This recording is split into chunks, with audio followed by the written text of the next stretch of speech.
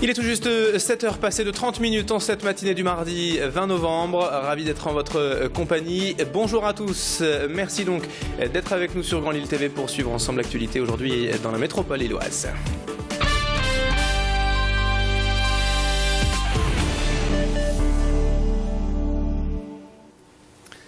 Et on démarre tout d'abord cette édition avec la victoire de Jean-François Copé, finalement annoncée hier soir vers 22h30 par la commission d'organisation des élections de l'UMP.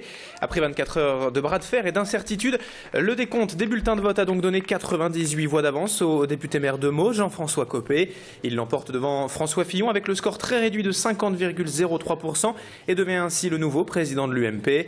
Dès l'annonce des résultats, il a d'ailleurs appelé au rassemblement de tout le parti d'opposition. Et hier soir, sur ces images au siège du parti à Lille, les jeunes populaires, en majorité soutien de Jean-François Copé, ont donc pu crier leur victoire après de longues heures d'attente.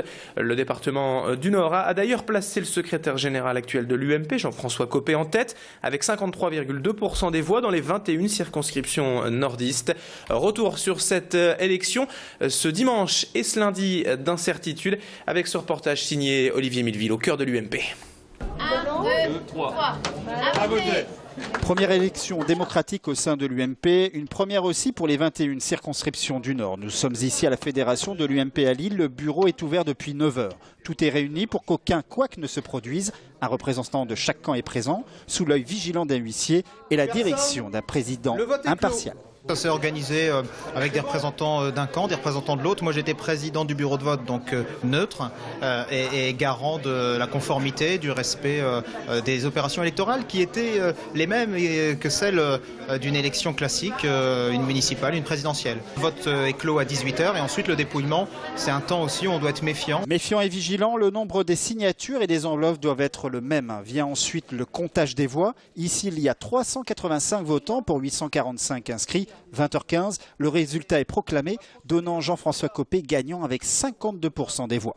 On est arrivé devant, voilà, avec une vingtaine de voix, d'après ce que je peux comprendre, 200 sur 181. Ici, on avait 3 bureaux. Nous avions le premier, première circonscription, la deuxième et la 11e. Donc, je suis très satisfait.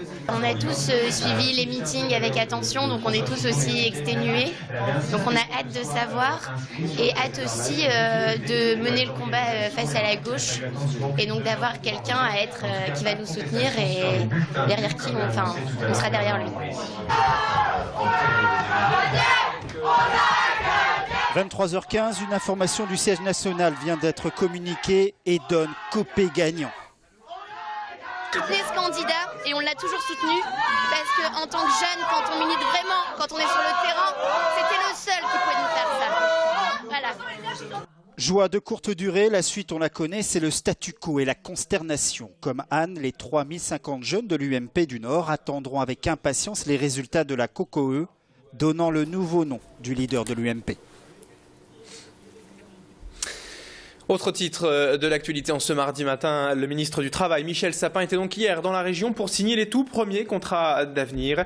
Et en compagnie de Martine Aubry, sur ces images, le ministre a tout d'abord visité l'usine Between de Lille afin d'évoquer l'emploi des jeunes, même si la marque de vélo n'embauche pas via ce type de contrat. La délégation s'est ensuite rendue salle Marriott dans le quartier du Petit Maroc à Lille pour signer ces fameux emplois d'avenir qui profiteront donc prochainement à 15 jeunes Lillois embauchés dans les secteurs publics et associatifs notamment. Pour rappel, ces contrats, c'est un emploi de 3 ans réservé aux jeunes de 16 à 25 ans, sans qualification et avec formation obligatoire durant toute la durée du contrat. Des images signées hier à Lille de notre journaliste Tanguy Lécluse. Autre information à la une en ce matin, et c'est un rappel, les accueils de la CAF du Nord seront donc de nouveau fermés tout au long de la semaine. Depuis hier en fait et jusqu'à ce vendredi, les 8 antennes du département n'accueillent plus de public afin de rattraper le retard de près de 163 000 dossiers. La CAF avait d'ailleurs déjà fermé il y a quelques semaines, mais le retard pris depuis plusieurs mois et une réorganisation globale des services est devenu trop important. Pas d'inquiétude à avoir toutefois pour ce qui est des allocations qui seront bel et bien versées en temps et en heure. L'accueil des CAF dans le Nord rouvrira donc lundi prochain le 26 novembre. Retour à présent dans cette édition et en images sur l'université d'automne du MEF, le mouvement européen France qui prône la construction européenne au-delà des clivages politiques. C'était ce week-end à Lille, à la Maison de l'éducation permanente, avec des débats et des échanges autour de spécialistes et d'experts. Le MEF est en fait une association européenne qui regroupe tous ceux qui souhaitent s'engager pour cette construction de l'Europe et à ce titre organise régulièrement d'importants débats sur la manière d'améliorer les instances de l'UE et leur développement à l'avenir. La thématique cette année à Lille, 500 millions de citoyens, le nouveau défi européen.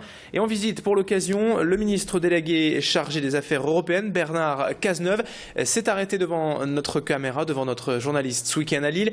Olivier Milviguier a recueilli ses explications. L'Europe est en crise, parce que l'Europe a besoin d'un projet, parce que l'Europe a besoin d'une ambition, parce que des organisations non gouvernementales comme le mouvement européen se mobilisent, parce qu'il y a là des parlementaires dont je ne partage pas nécessairement la sensibilité, mais qui sont guidés par un enthousiasme, par une espérance. Et moi, je suis résolument européen. Et cette espérance-là, j'aspire à ce qu'elle soit partagée.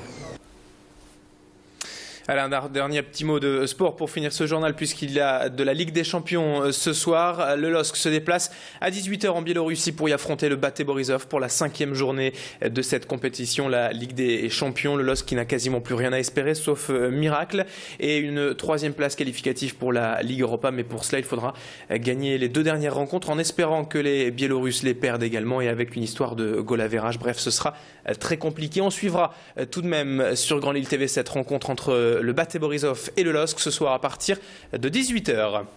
7h36 sur Grand Lille TV, c'est la fin de ce journal. Restez avec nous dans un instant, on s'intéresse à la météo du jour et à l'info trafic ce matin en temps réel.